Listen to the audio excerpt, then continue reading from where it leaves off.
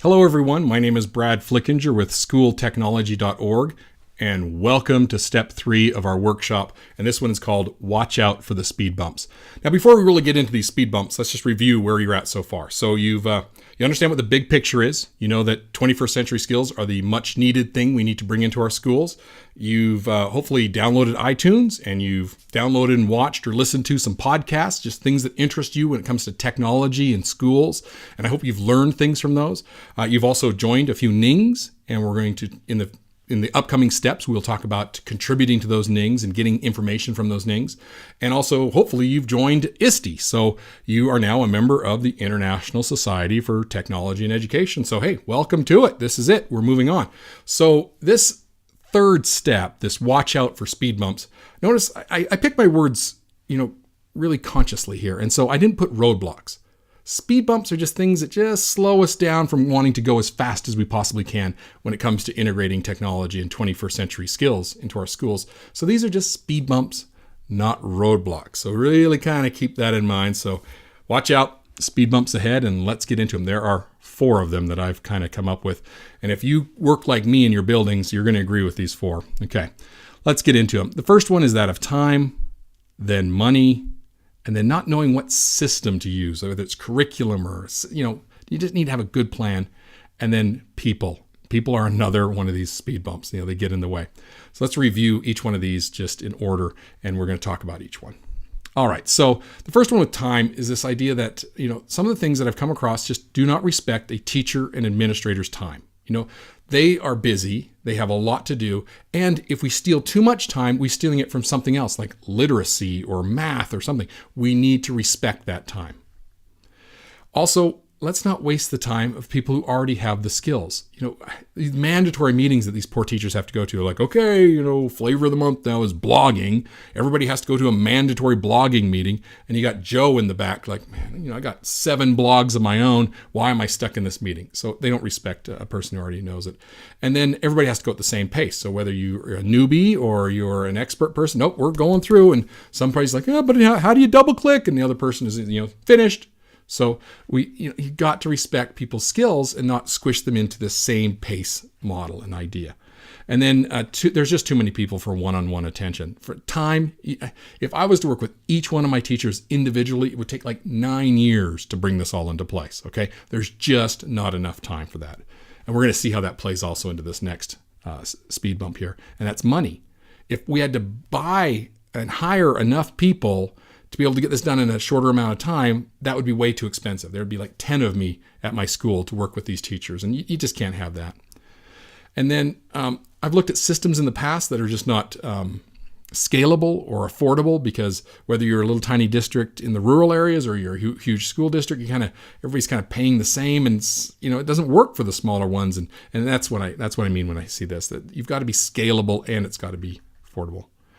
And you've got to be able to measure the results. I mean, let's get what we pay for, people. And you know what I'm talking about. There's all these phone calls you get saying, we've got this new tech plan and this and that. Well, proof is in the pudding. Can we measure the results from when the student started or teacher started and where the students and teachers are at the, after a year or so. So I want that kind of stuff. And let's not waste money on tech that doesn't get used just for the idea of fairness. Everybody's going to get an interactive whiteboard. And then you go into 3/4 of them, they're sitting on the wall, not being used.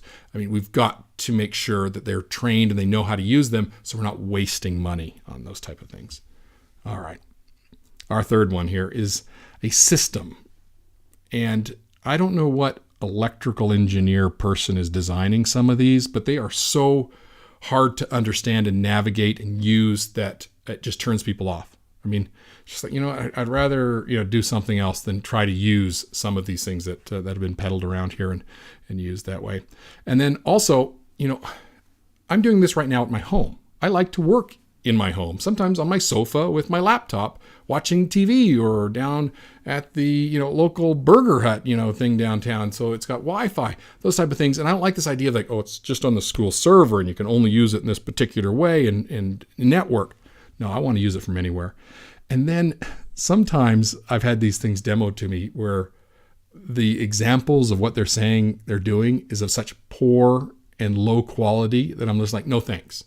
It's like, no, look at this. This is a little podcast a student made, and it's such a horrible podcast or presentation or whatever. You're like, I'm not interested. I want good quality things. Okay. We're in a state of, we need to be able to produce and reproduce well-made artifacts, digital artifacts. Okay. And I don't know what other way to word this, but this idea of not fresh or frozen. At my building, we certainly do not have the latest release of the Office products. So ours is years old, okay? And so if suddenly the system is only saying, well, this is the 2010 version of this, I can't use it. Mine's older than that, a lot older than that. And so whatever we use has got to recognize that some schools have state-of-the-art and some schools have not so state-of-the-art and quite old, okay? So it's got to be able to handle both those worlds.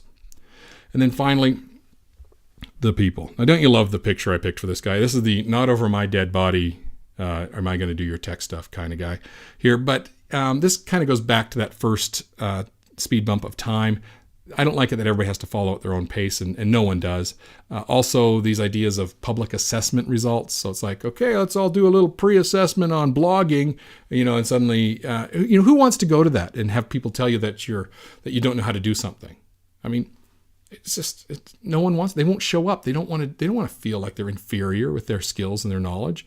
So there's got to be something that people do it privately, at their own speed, their own pace, and also respect that whole different range of passions and skills. And some people are really into this kind of stuff, and some people aren't. But we need to still do it for our students, and so we need to respect. So we're not forcing people to sit there through classes that they already have the skill for. And some teachers are scared of this idea of being corrected by their students. Because in math, it doesn't happen, very often at least, that some student will correct you, or in English or something like that. But in tech, you could have that happen. And you've got to be okay with that. And your ego's got to be okay with that. And your teacher's egos have got to be okay that a student could possibly come up and show you how to do something better. And you've got to have a plan to embrace that and use that. And then also, a lot of teachers just don't know what to look for. And I've been hauled into classrooms saying, oh yeah, Mr. Flickinger, come in and see this. Look at our children have been working on these presentations. And they pop them up on the screen, and I'm just like mortified. I'm like screeching tires and flaming logos and all this stuff. And it just drives me insane, because that's not what a good presentation is. But the teacher doesn't know what to look for. So that's what kind of scares them, where we don't allow that with math. They can't do any willy-nilly thing they want to, or in grammar and in English. They just can't write it any way they want to with bad grammar and bad spelling. No, we insist on the best. And we have to help teachers know how to look for, with all these new technologies and these new skills, what is the best and how do you grade it? What rubric do you put it on? Those type of things. And that's what we need to help our teachers with. All right. Now, the reason I can talk about those speed bumps is, unfortunately, I've done most of them. I've made those mistakes in my positions in the past and in working with districts. And we've learned every time. We've gotten better and gotten better. And now we finally are using a system that works and a plan that works. So it doesn't work by forcing them, saying, you will do this by this date. I can tell you right now, that'll get you the phone calls from the superintendent might call you, or the union, or a school board member. No, because you know what? And this is what it's kind of been, like some 62-year-old math teacher is like, I didn't sign up for this. And so we need to work with that and those people so that everybody can get on the same page and be enjoying all this. So, all right. So here are the 4 speed bumps that we've talked about. And what I want to tell you is that when you go through these next couple of steps, you're going to learn the plan that I use that kind of, levels out these speed bumps so they're not such an issue anymore, and that we can work around all these things. And that's what we're really talking about, okay?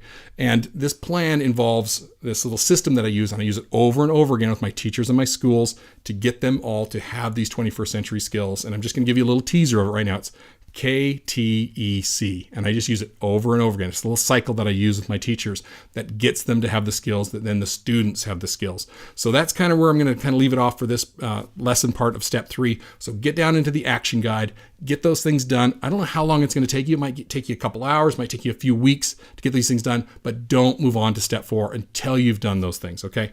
I'll see you down in the action guide.